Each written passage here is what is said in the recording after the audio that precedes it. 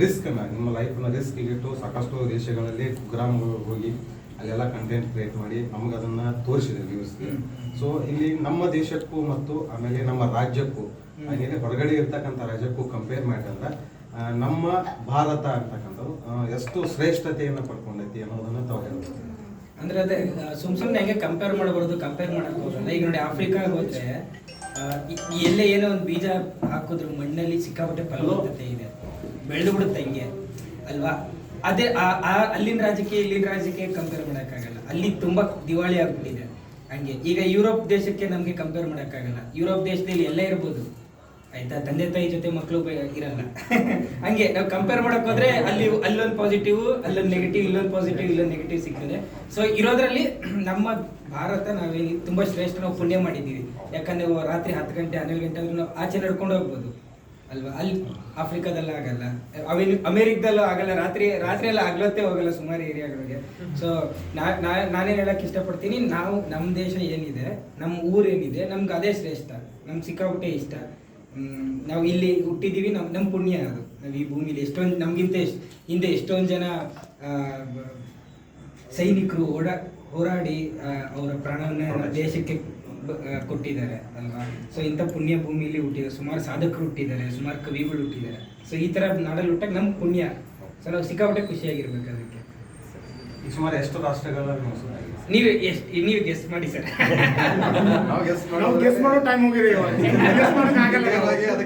ಹೇಳಿ ಸರ್. ಇಲ್ಲ ಇನ್ನೊಂದು ಸಾಕಷ್ಟು ಆಗಿದೆ ಸರ್. ಮತ್ತೆ ಏನಂತಂದ್ರೆ ಇನ್ನೊಂದು ಟ್ರಾವೆಲ್ ಮಾಡ್ತಾ ಮಾಡ್ತಾ ಹಂಗೆ ಈಗ ನೋಡ್ರಿ, ಇಂಡಿಯಾ ಶ್ರೀಲಂಕಾಗೆ ಹೋದ್ರೆ ಹೆಚ್ಚು ಕಮ್ಮಿ ಹಂಗೆ ಇರ್ತದೆ, ನೇಪಾಳಗೆ ಹೋದ್ರೆ ಹೆಚ್ಚು ಕಮ್ಮಿ ಅಷ್ಟೇ, ಭೂತಾನ್ಗೆ ಹೋದ್ರೆ ಓಕೆ ಸ್ವಲ್ಪ ಡಿಫ್ರೆಂಟ್ ಆಗಿರುತ್ತೆ, ಸ್ವಲ್ಪ ಹೆಚ್ಚು ಕಮ್ಮಿ ಆ ಥರ. ಹಂಗೆ ಒಂದಷ್ಟು ದೇಶಗಳು ಸುತ್ಬಿಟ್ರೆ ಸೇಮ್ ಟು ಸೇಮ್ ಅನಿಸ್ತಾ ಇರ್ತದೆ ನಿಮ್ಗೆ ಅದು. ಸೊ ಅದಕ್ಕಿಂತ ಹೊಸದು ಪ್ರತಿ ಸಲ ಹೊಸದು ನಿಮ್ಗೆ ನೋಡೋದು ಒಳಗಡೆ ತುಂಬಾ ಡೀಪ್ ಆಗಿ ಹೋಗ್ಬೇಕು, ಹೊಸದನ್ನ ಕಟ್ಟಿಟ್ಕೊಳ್ಳಕ್ಕೆ. ಹೇಳಿ ಸರ್. ಇಡೀ ಜರ್ನಿಯಲ್ಲಿ ಅತಿ ಟಫ್ ಆಗಿರ್ತಕ್ಕಂಥದ್ದು ಜರ್ನಿ ಯಾವುದು? ಅಪಾಯಕಾರಿ ಅದೇ ಸರ್, ಸೌತ್ ಸುಡಾನ್. ಯಾಕಂದ್ರೆ ಕತ್ ಕುಯ್ದು ಬಿಡ್ತಾರೆ, ₹2 ಏನಾದ್ರು ಕೊಟ್ಟಿಲ್ಲ ಅಂದ್ರೆ ಕತ್ ಕುಯ್ದು ಬಿಡ್ತಾರೆ, ಅದು ಸ್ವಲ್ಪ ಕಷ್ಟ. ಅಲ್ಲಿ ನೀವು ಏನನ್ನ ಎದುರಿಸಿರಿ ಅಂತ ಸವಾಲುಗಳನ್ನ?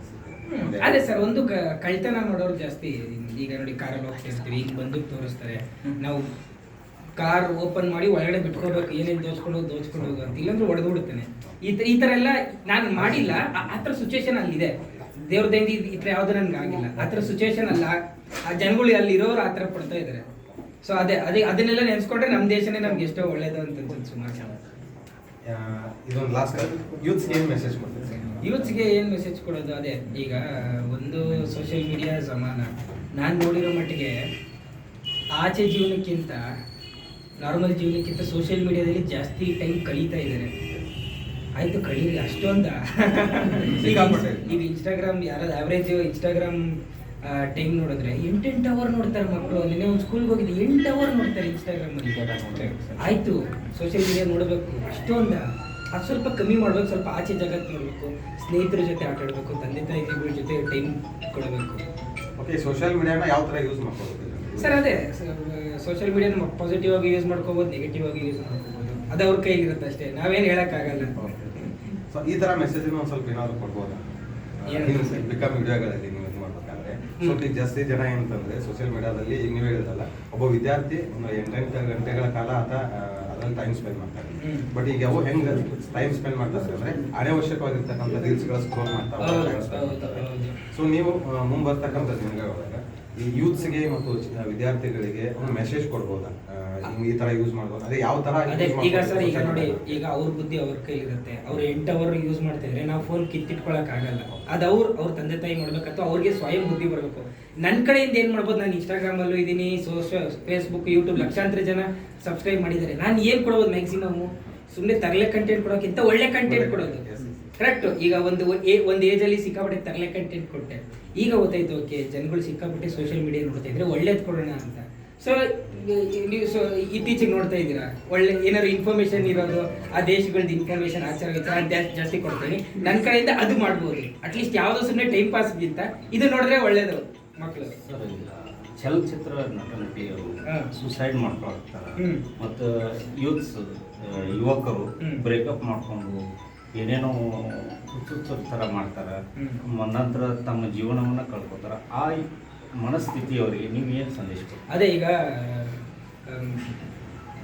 ಅವ್ರ ಮನಸ್ಸು ಹಿಡಿತದಲ್ಲಿ ಇಟ್ಕೊಳ್ಬೇಕು. ಅವ್ರ ಸಾಧನೆ ಕಡೆ ಈಗ ಫಾರ್ ಎಕ್ಸಾಂಪಲ್ ಯಾರು ಹುಡುಗ ಬಿಟ್ಟ ಅಂತ ಹುಡುಗಿ ಬಿಟ್ಟ ಅಂತ ಹುಡುಗ ಅವ್ರ ಮನಸ್ಸನ್ನ ಸ್ಥಿಮಿತದಲ್ಲಿ ಇಟ್ಕೊಂಡು ಸಾಧನೆ ಮಾಡಿ ತೋರಿಸ್ಬೇಕು. ಯಾರು ನಮಗೆ ರಿಜೆಕ್ಟ್ ಮಾಡಿರ್ತಾರೆ, ಬಿಟ್ಟೋಗಿರ್ತಾರೆ, ಅವ್ರಿಗೆ ನಾವು ಬಿಟ್ಟೋದಂತೆ ಗಿಲ್ಟ್ ಫೀಲ್ ಮಾಡಿಸ್ಬೇಕು. ಅದು ಆ ಮಜಾ ಇದೆಯಲ್ಲ, ಸಿಕ್ಕಾಪಟ್ಟೆ ಖುಷಿ ಕೊಡುತ್ತೆ ಅದು. ಸುಮ್ಮನೆ ಅವ್ರು ಬಿಟ್ಬಿಟ್ರು, ಅವಳು ಬಿಟ್ಟ ಅಥವಾ ಇವನು ಬಿಟ್ಟ ಅಂತ ನಾವು ಬೇರೆ ಮತ್ತೊಂದು ಮಗದೊಂದು ಹವ್ಯಾಸಕ್ಕೆ ಹೋದ್ರೆ ನಮ್ಮ ದೇಹ ನಾವೇ ಹಾಳು ಮಾಡ್ಕೊತೀವಿ, ನಮ್ಮ ಮೈಂಡನ್ನ ನಾವೇ ಹಾಳು ಮಾಡ್ಕೊತೀವಿ. ಯಾಕಂದ್ರೆ ನಮ್ಗೆ ಇರೋದೇ ಒಂದೇ ಜೀವನ.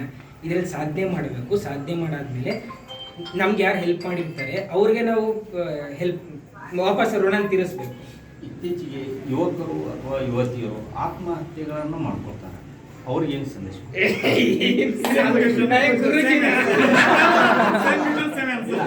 ಈಗ ಇಷ್ಟೆಲ್ಲ ಯೂತ್ಸ್ ಕೂಡ್ಯಾರ ಅಂದಲ್ಲಿ ಅಟ್ಲೀಸ್ಟ್ ಒಂದು ಒಳ್ಳೆ ಸಂದೇಶ. ಈಗ ನಿಮ್ಮ ಅದಕ್ಕೆ ಮೆಸೇಜ್ ಹೋಗ್ಬೋದಲ್ಲ. ಒಂದು 100 ಜನ ಫಾಲೋವರ್ ಇದಾರೆ ಅಂದ್ರೆ ಅದರಲ್ಲಿ ಒಂದು 10 ಜನ ಆದ್ರೂ ಇದಕ್ಕೆ ನಮ್ ಬ್ರೋ ಹೇಳಿದಾರೆ ಅಂತ ತಿಳ್ಕೊಂಡು ಚೇಂಜ್ ಆಗ್ಬೋದು. ಅದೇ ಈಗ ಜೀವನ ಸಿಗೋದು ಒಂದು. ಆತ್ಮಹತ್ಯೆ ಮಾಡ್ಕೊಂಡ್ರೆ ವೇಸ್ಟ್ ಆಗುತ್ತೆ, ಲೈಫ್ ವೇಸ್ಟ್ ಆಗುತ್ತೆ. ನೋಡಿ ಈಗ ಮೂಗು ಒಳ್ಳೆ ಸುವಾಸನೆ, ಕಣ್ಣು ಸುಂದರವಾಗಿರೋದು ನೋಡೋಕ್ಕೆ, ಕೈ ಸ್ಪರ್ಶ ಮಾಡೋಕ್ಕೆ, ಆಯ್ತಾ, ನಾಲಿಗೆ ರುಚಿ, ಇಷ್ಟೆಲ್ಲ ಕೋಟ್ಯಾಂತರ ರೂಪಾಯಿ ಬೆಲೆ ಬಾಳೋ ನಮಗೆ ದೇಹ ಫ್ರೀಯಾಗಿ ಸಿಕ್ಕಿದೆ.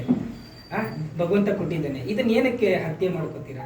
ತಿರ್ಗಾ ಹತ್ಯೆ ಮಾಡ್ಕೊಂಡ್ರೆ ತಿರ್ಗಾ ಮತ್ತೆ ಹುಟ್ಟುತ್ತಾ ಇರ್ತೀರಾ, ಮುಕ್ತಿ ಸಿಗಲ್ಲ ಅಲ್ವಾ? ಮುಕ್ತಿ ಸಿಗ್ಬೇಕು ಅಂದ್ರೆ ಜೀವನ ಸಂಪೂರ್ಣವಾಗಿ ಮುಗಿಸ್ಬೇಕು, ಕಂಪ್ಲೀಟ್ ಸಕ್ಸಸ್ಫುಲ್ ಆಗಿ ಮುಗಿಸ್ಬೇಕು. ಮತ್ತೆ ಆತ್ಮಹತ್ಯೆ ಮಾಡ್ಕೊಂಡ್ರೆ ಮತ್ತೆ ಹುಡ್ತಾರೆ, ಆತ್ಮಹತ್ಯೆ ಮತ್ತೆ ಹುಡ್ತಾರೆ, ಮತ್ತೆ ಅದೇ ತಿರ್ಗಾ 0 ಇಂದ ಸ್ಟಾರ್ಟ್ ಮಾಡ್ಬೇಕು. LKG ಇಂದ ಸ್ಟಾರ್ಟ್ ಮಾಡ್ಬೇಕು ತಿರ್ಗಾ ಅದೇ ABCD ಅದೇ ಇದು. ನಾನೇನ್ ಹೇಳ್ತೀನಿ, ಮುಗಿಸ್ಬಿಡ್ರಿ ಜೀವನ. ವಯಸ್ಸಾಗಿ ನ್ಯಾಚುರಲ್ ಅದೇ ಬರುತ್ತೆ ಸಾವು. ಅವಾಗ ಹೋದ್ರೆ ಮುಕ್ತಿ ಸಿಕ್ಬಿಡ್ತದೆ, ಮತ್ತೆ ಬರಂಗಿರಲ್ಲ. ಮತ್ತೆ ಆಫ್ ದ ರೆಕಾರ್ಡ್ ಬ್ರೋ ಅವರಿಗೆ ಎಲ್ಲಿಯಾದ್ರೂ ಲವ್ ಆಗಿದೆ ಯಾವ್ದಾದ್ರು ದೇಶ, ನಮ್ ದೇಶ ಅಥವಾ ಬೇರೆ ದೇಶ? ಇಲ್ಲ